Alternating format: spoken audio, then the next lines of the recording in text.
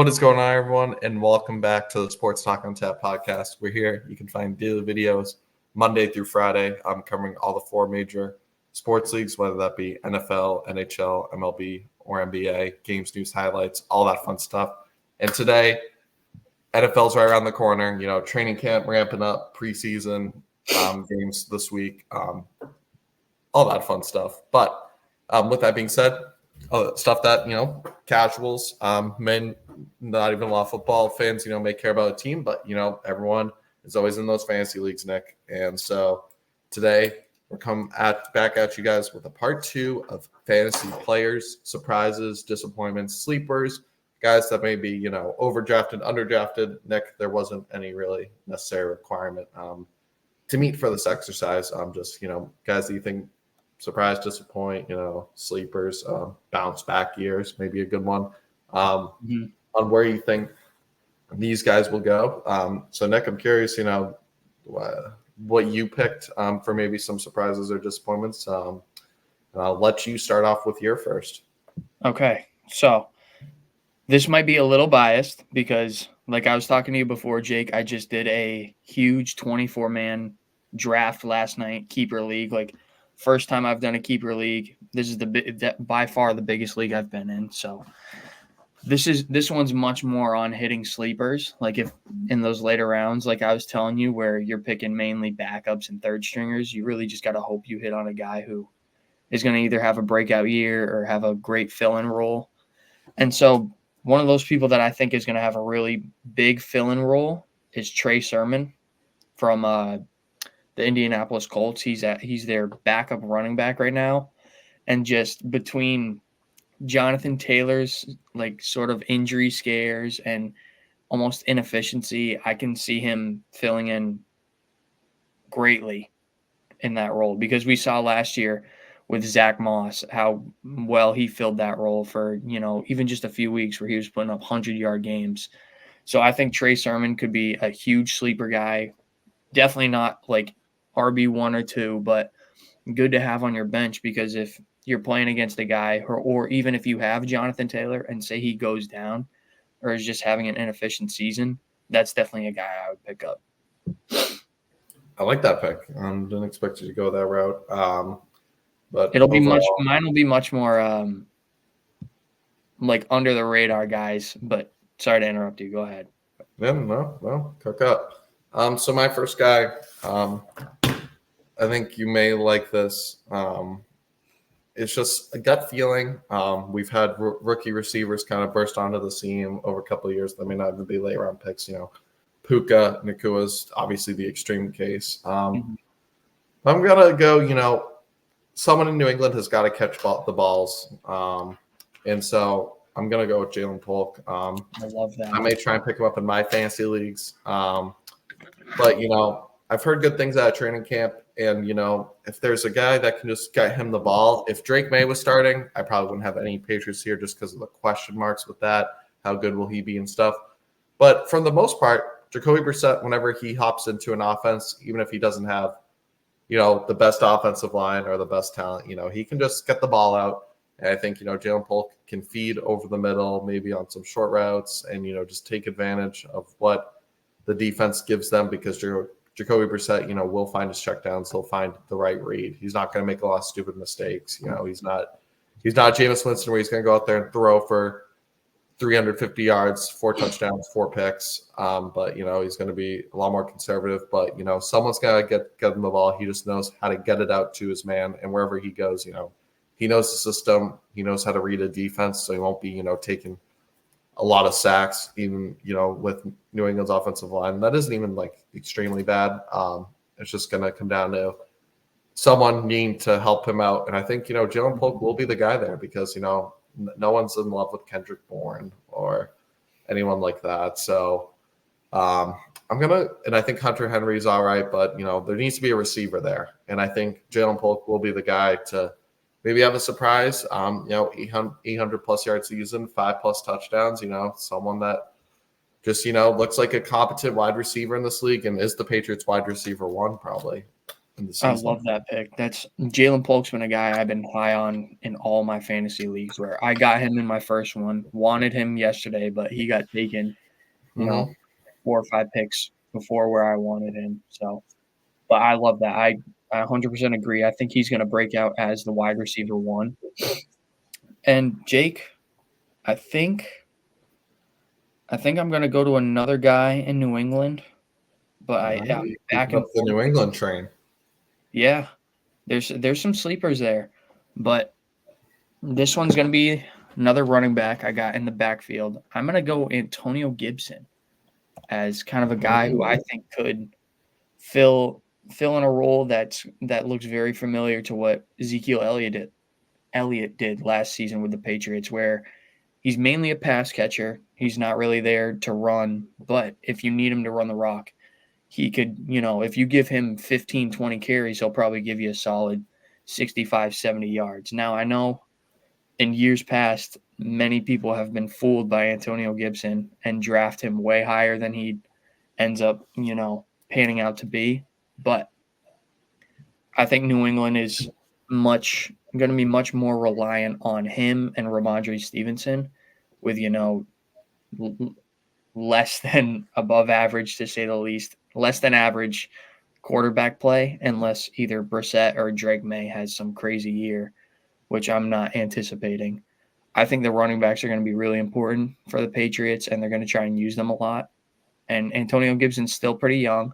I think he's like 26 or 27, and we've seen him do it before. It's just I don't know. It could be inconsistency or injuries, but I think he's going to be a big, PPR type of guy. So if you're drafting in the later rounds and you're unsure about a flex or maybe a backup running back, don't be afraid to take Antonio Gibson because I think he's going to be a big receiver out of the backfield for the Patriots. Yeah. No, I don't mind that pick. Yeah. Got Brock and some of your guys. That could be a surprise. I remember, just a couple of years ago, everyone was talking about Antonio Gibson on his way to being one of the best running backs in the league. And then last couple seasons, stuff has happened. Maybe it was just Washington. Maybe he needs to change of scenery, and we'll figure out something more this season. With that being said, I'm going to move to one of my disappointments, and I'm going to go to a team that I still think is going to be really good. I have a flight there later, so shout out Baltimore. But I don't like the way Derrick Henry is being drafted. I think he's being drafted a little bit too high. People have him going second round, RB9, around there, maybe even a little bit higher. And I think people are, saying rightfully so, he was still RB8 in 2023. And the Titans were asking him to do a lot, but what made Derrick Henry so good was just his big workload that he was able to take on. And maybe with age, he'll be more efficient getting less touches. But with less touches, I think also means less yards, and Lamar is still there. So Derrick Henry may just be used more so as a decoy because Lamar, one of his best abilities is the run and his running ability. So they're going to make sure to utilize that to the extreme. And I think Derrick Henry will have a solid, productive year, but he's not going to be having those games where he goes for 30 carries for 170 yards. He's going to be, workload back, maybe 15, but if he can be efficient for like 85 more so. And just in the red zone, when it gets tough, you have Lamar to run the ball. You have Derrick Henry. The Baltimore in the past has shown they love using multiple running backs, guys like, even if they're not on the team anymore, Gus Edwards, Justice Hill, they all contributed to different parts of the game. So especially Derrick Henry's age, you don't want him to have that huge workload. So he's already, cooked by the playoffs. They want to use him throughout. And I just don't think he'll have the touchdowns or the yards that, people are quite expecting. But, with that being said, I still think he's going to have a productive year, maybe more yards per carry, but it's just going to be less carries. And, it's going to be better for his health and better for the Ravens to not overwork him like the Titans did. Because come playoff time, when he had like that 2,000-yard season in the playoffs, he was shut down by his team now, the Ravens, just because it became too predictable and he just took a beating, despite how big of a man he is. So overall, I think Derrick Henry might be a little bit overvalued in fantasy football drafts. Okay, you are coming out swinging today. I love both your picks. That's another guy who, when drafting in both my drafts so far, I've had the chance to take him in a pretty decent position, but I'm just not high on him. I think in that offense where Lamar is a huge running threat, they're actually going to be trying to throw the ball, unlike in Tennessee. I just don't think he's going to be the same running back he has been. And that, like you just said, it's not to say he's going to have a bad year. It's just not going to be the Derrick Henry years we've seen in years past where it's 1,500 yards, 12 touchdowns, just absolutely running through teams, putting up 35, 40 fantasy points a game. I don't think that's going to happen in Baltimore, on a consistent basis. He'll probably have a few breakout games just because how good Baltimore is at running. But regardless, I really like that pick. And now another guy, I guess I'll get into one of my, disappointments. And I'm going to go over to the AFC South. It's going to be a pass catcher, not a running back finally. I think Nico Collins is going to have kind of a down year this year with the Texans. With them bringing in Stephon Diggs, Tank Dell coming back off injury, CJ Stroud going into his second year. They just brought in Joe Mixon, re-signed Dalton Schultz. I just think there's going to be too many mouths to feed for Nico Collins to put up, crazy numbers like he did last year. He was kind of a breakout last year. Nobody really expected him to do what he did, and he just had an insanely great year, earned himself a huge contract. So huge credit to him, but just I don't think he's going to be the wide receiver 1 or wide receiver 2 that a lot of these fantasy leagues are projecting him as. I think he's going to be more so a flex or a really good bench receiver. And unless, it all depends on how you, style your team. If you pick 2 running backs and then he's your wide receiver 1, I think you'll be okay.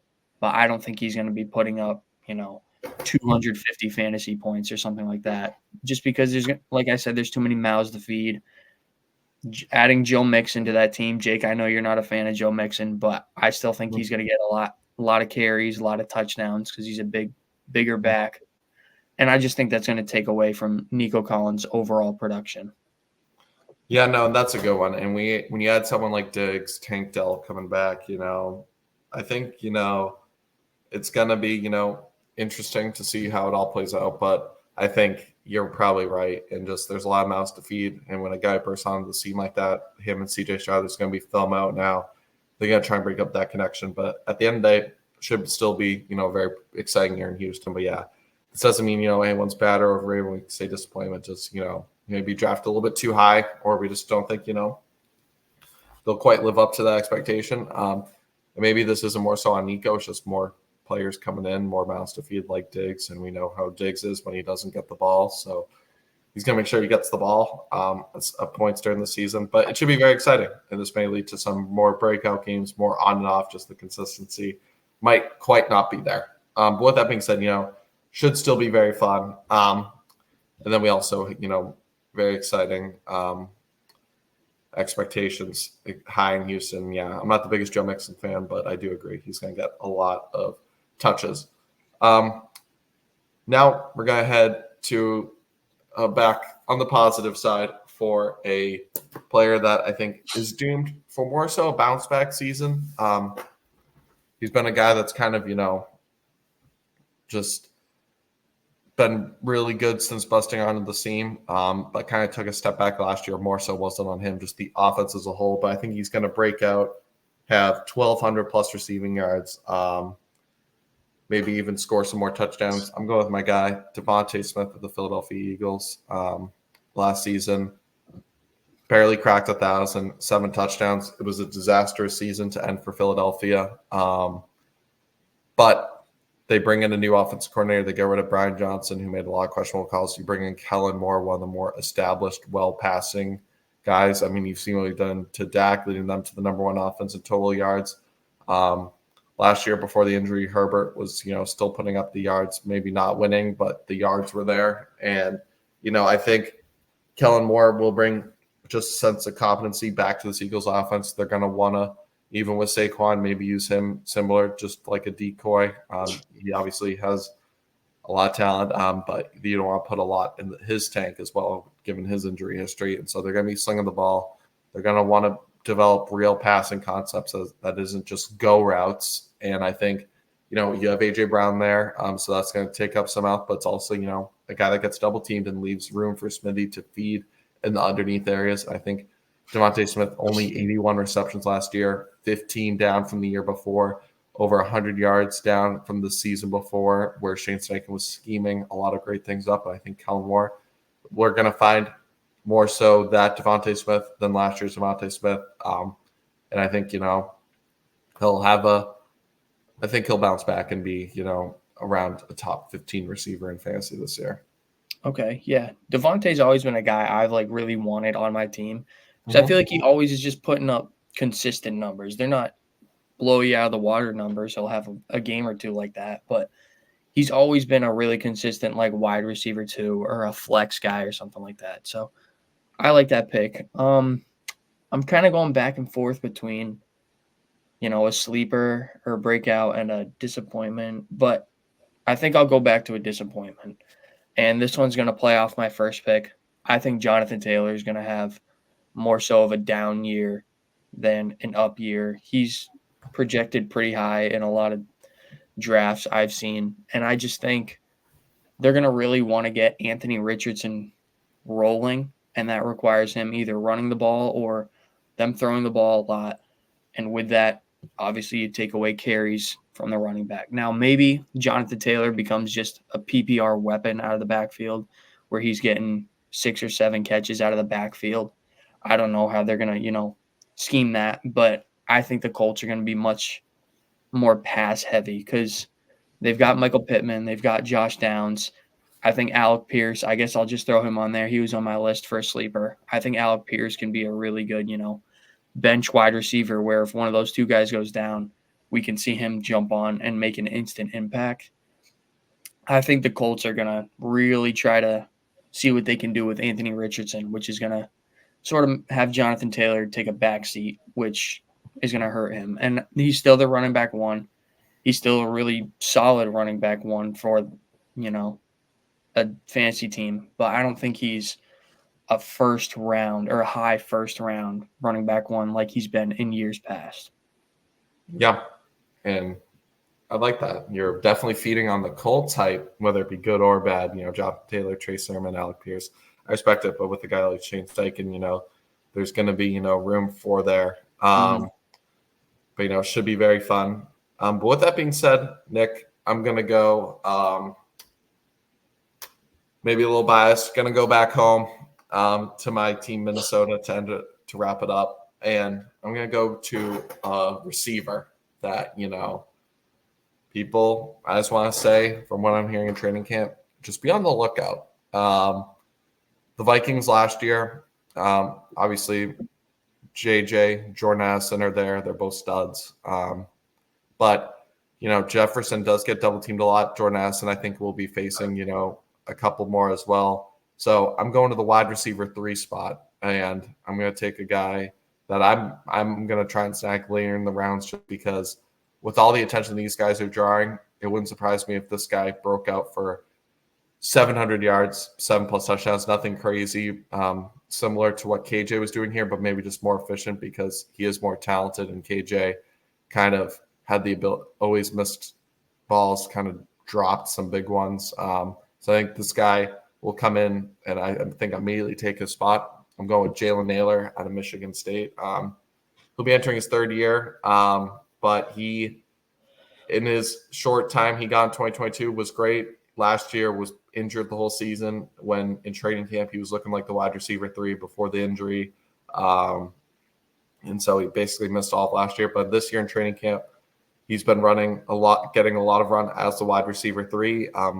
Sorry, it is training camp, but 4+ touchdowns in a practice. So if he could be a red zone threat, maybe, he's one of those guys that, has an up year just based on touchdowns, doesn't get a lot of yards, maybe like 400+ yards, but like 9+ touchdowns. Jalen Nailor, I'm going with as my wide receiver 3, maybe a sleeper pick, just with all the attention Jordan and Justin get. There's going to be someone there. And even if, it's just, a regular KJ Osborne, 750 yards, 5+ touchdowns, I think you take that as well. So there is room to feed. I love the rookie love that you're giving out. You usually don't do that, I feel like. So Well, he I'm isn't loving like a Jalen Poole. rookie, but like he is like, basically entering like his The first full first season of years. real Yeah, run. yeah. Yeah. Well, either way, I love it. I like how you're giving all these, young cats the love they deserve. Now, for my final pick, it's going to be a sleeper, so I'm not going to be talking down on anybody. This one is not a receiver, it's not a running back, and it's not a quarterback. It's not a kicker. It is actually a defense/special teams fantasy breakout that may not be a breakout to some people, may be a breakout to others. But with where I'm seeing them projected on so many fantasy lists, I've got to give them the respect because they're getting disrespected. Call me a homer. The New England Patriots defense is much better than what they're being projected. It's going to be the engine that drives whatever sort of season this team has due to the lack of offense. Any points that, the Patriots put up is probably going to come from, Ramondre Stevenson, Hunter Henry, or, a Jacoby Brissett QB sneak touchdown, which is going to be very rare. But I still think the Patriots have a ton of really, really solid pieces on defense. That meaning, first half Matt Judon, where he's probably going to put up 10 sacks in the first 11 weeks and then not play. Christian Gonzalez is coming off his injury. He looked great the first 3 games up until he got hurt. Jabril Peppers, I think one of the most underrated defensive players in the league. I think he led the Patriots in tackles, had a few picks. This Patriots defense can be scary. They've got some young guys. They can fly around. Gerard Mayo is a defensive-minded coach who is very, very young and knows how this modern NFL is played because he played in it. 9 years ago, I believe, is when he retired, but it's still pretty similar. So I think the Patriots are going to surprise a lot of people on defense. And they did last year too. Like, people forget that they weren't giving up many points. It was really Mac Jones throwing pick sixes and then just offense not scoring, which is going to leave your defense out there forever, and they're eventually going to give up points. But I still think they're going to be getting turnovers, getting sacks, coming up with big plays. So give me the Patriots defense. They're a big sleeper. You can probably get them for value and probably your last round, honestly, with where they're projected. So that's my final pick. Patriots defense / special teams, because they also have a good kick returner in he's one of the Joneses, and I don't know why I'm blanking on his name now. I know Jack Jones went to the Raiders, I believe. It's not Jack Jones, yeah. I think it's not Jonathan Jones. Oh man, one of the Joneses. There's so many to keep track of. But either way, But overall, I do like the pick. Yeah. Patriots defense was left out there to dry a lot. But it will be interesting. Just can the offense help them out a little bit, or will it kind of be the same where they're just on the field for 40 minutes like the Jets, and they're going to get gassed eventually and throughout a whole season. That takes a toll on you. But it will be interesting to see, if the offense can help them out, what their defensive potential really is, especially with a guy like Gerard Mayo take it over the hill, who is a defensive guy. But that will be an interesting one. But with that being said, it should be very fun to see, how they do. But, a lot of Patriots hype on this surprise sleepers maybe. But, maybe, their team that surprises or just some of the Marcus players. Jones, by the way. That's okay. He was all-pro 2 years ago as a punt returner. So yeah, so it will be interesting to see. Can these guys help New England maybe surprise a little, or just potential breakouts and still what is a 3-4 win season. But with that being said, as always, make sure to like and subscribe if you enjoy this kind of content. Let us know what your guys' surprise sleepers are, maybe some surprise disappointments. Let us know in the comments, and feel free to send your fantasy teams in the chat because we're always curious who's going to have the best fantasy team entering next year. But as always, make sure to like and subscribe if you enjoy this kind of content. We'll catch you next one. Peace.